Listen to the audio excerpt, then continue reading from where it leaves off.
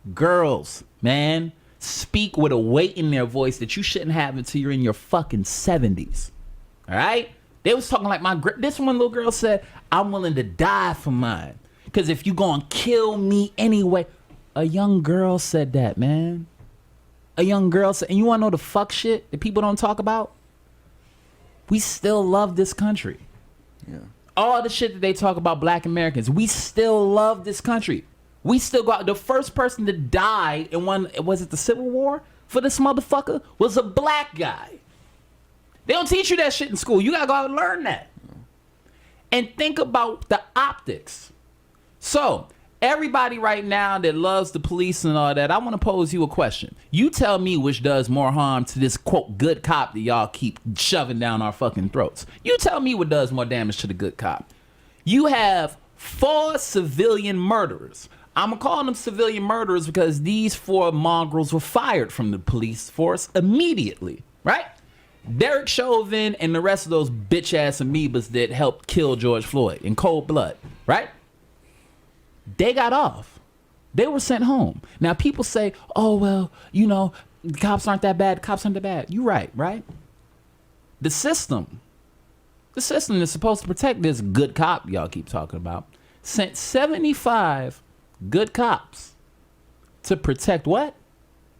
Civilian murderers. Think about that. They sent good cops to protect murderers from people who were telling the cops to arrest, not cops, murderers. What you telling the kids, man? Because see, then the problem isn't Derek Chauvin and the rest of those fucking amoebas. It becomes cops. It becomes police officers. Who's that make it dangerous for? The good cop that you keep telling us about in mythology. It makes it dangerous for them. We didn't make it that way. You did. Because you put those good officers in fucking, not even in harm's way. You put them in that impossible situation. The system put them there. And they'll tell us shit like, well, what about black on black crime? Bitch, criminals are criminals and criminals don't have race. The fuck are you talking about? Criminal is a criminal and they do criminal shit. I don't pay taxes for cops to do that. You don't pay taxes for cops to do that. You don't pay taxes for cops to do that. Then when we say arrest the cops to do that, you can't? Why? Why? And then we aren't even allowed to be able to be as honest as we'd like to be. You know how much shit the average black teenager holds back when they talk about this stuff? Because you can't be as honest as you'd like to be. A cop will tell you in a minute, you fuck with my partner, if you kill my partner, I'm gonna blow your fucking brains out. We can't be that honest. You don't even get that.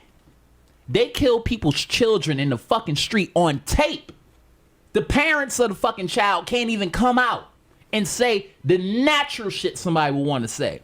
They always got to go, I want everybody to be peaceful. Fuck that. If you killed my child, you think I'm going to tell motherfuckers I want peace? But again, we don't even get to say some of the shit that's in our hearts. Meanwhile, this tape of some cops that have killed children. And they go back and say shit like, I wouldn't change anything that happened that night. That's what we're going against. And they're putting the regular officers, they're shielding the bad ones with the regular officers, and nobody seems to see the shit. Because now you have officers that feel like, can you even fucking imagine what the average black cop must think when things like this come up? No. And I have friends that are cops. One of my homies, his wife is an officer. And look, I'll tell you right now, I go in on officers. I always been very critical. I'm from Harlem. I've had my own run-ins, and I ain't no fucking criminal. Shit, I ain't never been arrested, but I've been accosted a couple times. That's why I learned my Miranda rights when I was 6. The scary thing is, my mom felt the need to teach me my Miranda rights at 6. The fact that most black children don't feel comfortable around police, but nobody sees a problem with that. They tell us shit like, don't resist arrest. Do you how many people that say that, I wonder, have they been arrested? Because the whole thing with being arrested is very uncomfortable and you would resist naturally. Put your hands behind your back. My nigga, why would I ever do that? You can't walk like that. If I'm not being arrested for a violent crime, the fuck I gotta put my hands behind my back for? Put them in front of me, let me walk to the car with you. Don't resist. I wouldn't if you weren't pulling my shoulder out of socket. Shit hurts. So, again, I think it's a lot more complicated than people give it credit for, and I feel like they're making it impossible for a dialogue to be had, and people want to have a dialogue. But again, police, they are a gang. Who wants to have a dialogue? Well, both sides. Well, first, we need justice. You need to get rid of the ones that you need to get rid of, and you need to arrest the ones that we need arrested. And I'm not. And you know the fuck part, bro, is that it's so deep. There's so many people to name that you're destined to forget some. Yeah. Right? But here's something else it creates. It creates contempt. I remember that week when they started. Yeah. And I'm going to be straight honest. I remember when it started, the protest. I remember when the slogan in the protest was, fuck the police. In the Bronx, on the other hand, they was on some different shit. I seen a video of an officer. He was walking in the middle of the street. A car came out of nowhere. Baya!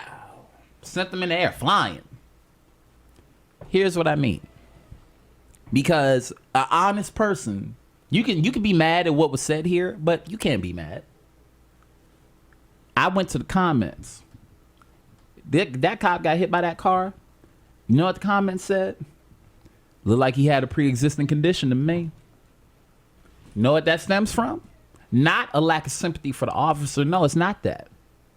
It's shoving the logic that they shove down our throats when they kill us being used against you. See, that's what you create in people. Because for all I know, that officer that got hit by that car might be a great guy and a great officer. He might be one of the good cops that y'all tell us so much about. But I can't even feel sorry for him the way I would. Why?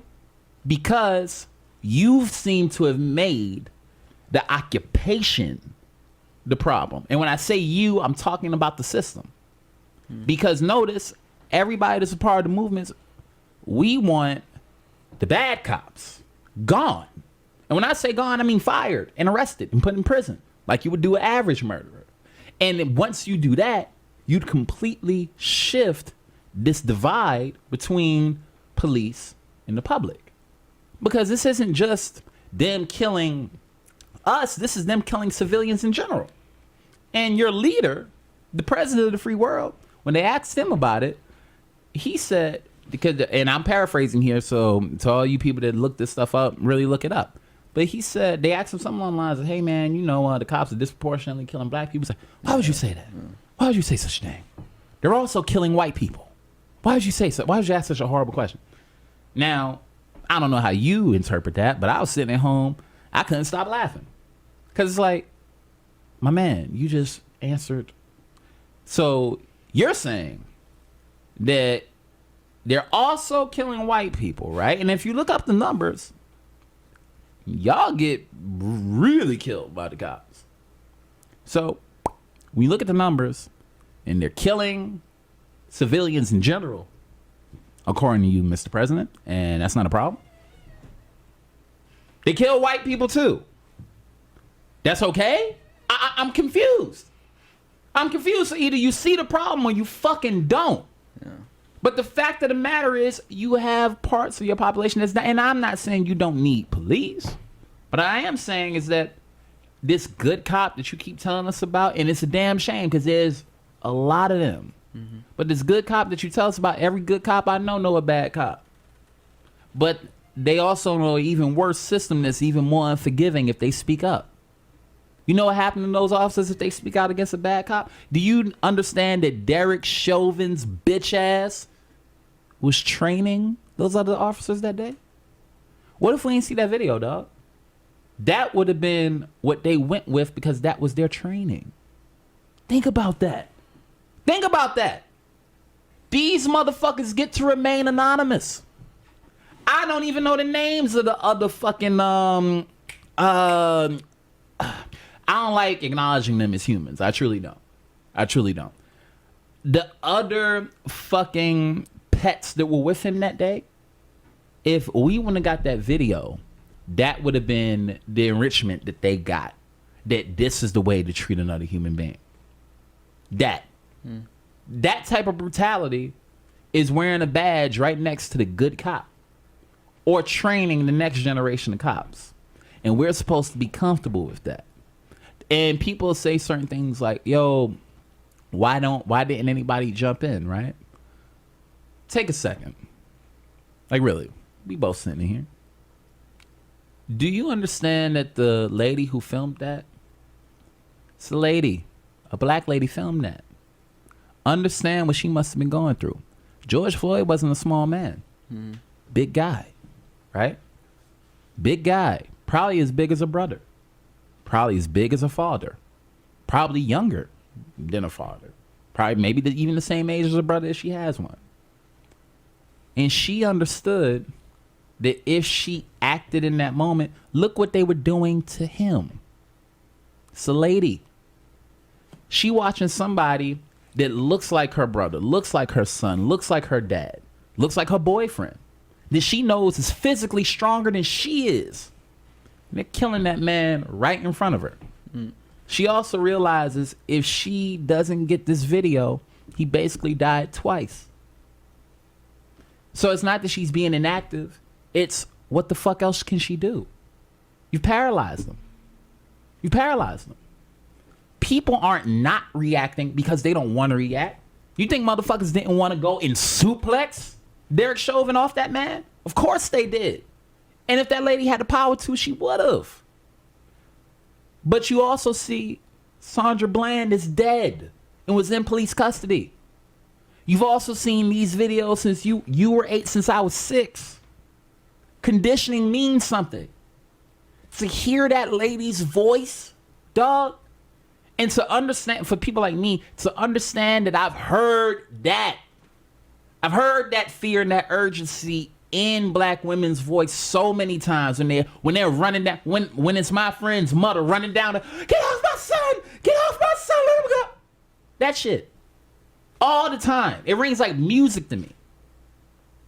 So, to see the people that get newly activated to all of that, I ain't gonna lie, it was kind of annoying. It was kind of annoying. Because I was jealous that so many people got to be so oblivious.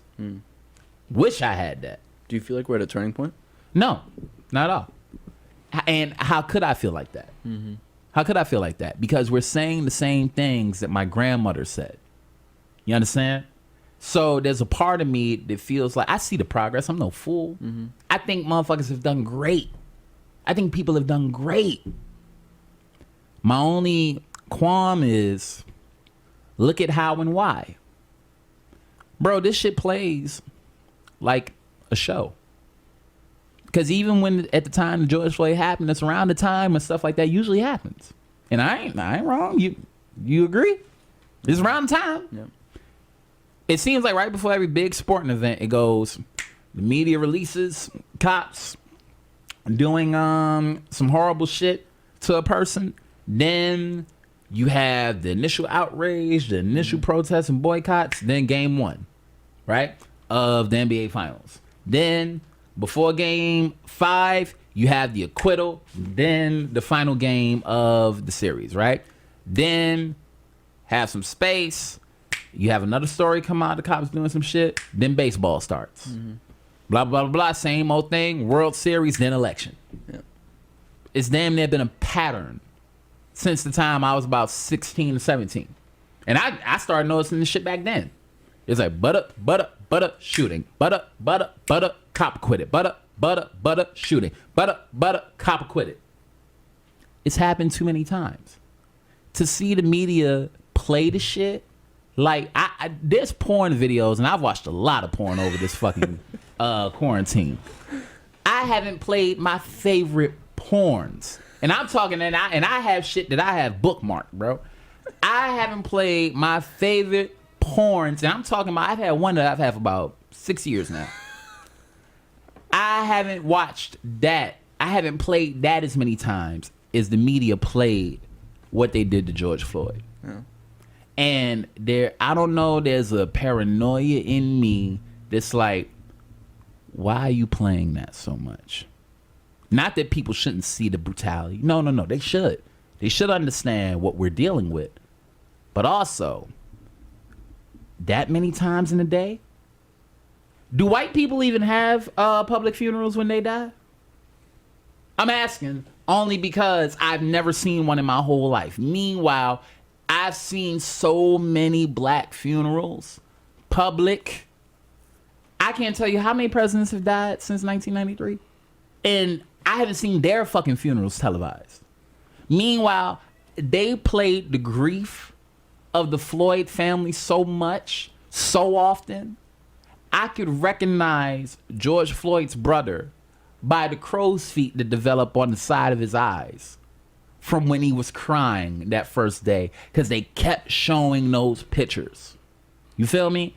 And something about that shit rubbed me the wrong way. And there was a lot of times during this thing where people were asking, like me, and I don't know why they asked me, but motherfuckers were like, yo, you know, they would ask like, why are certain people doing these things? Why? And it's like, we don't owe you any explanation. We don't owe you any explanation. Because at this point, if you don't see it, what the fuck is there to talk about? What's there to talk about? They're killing our kids, fam.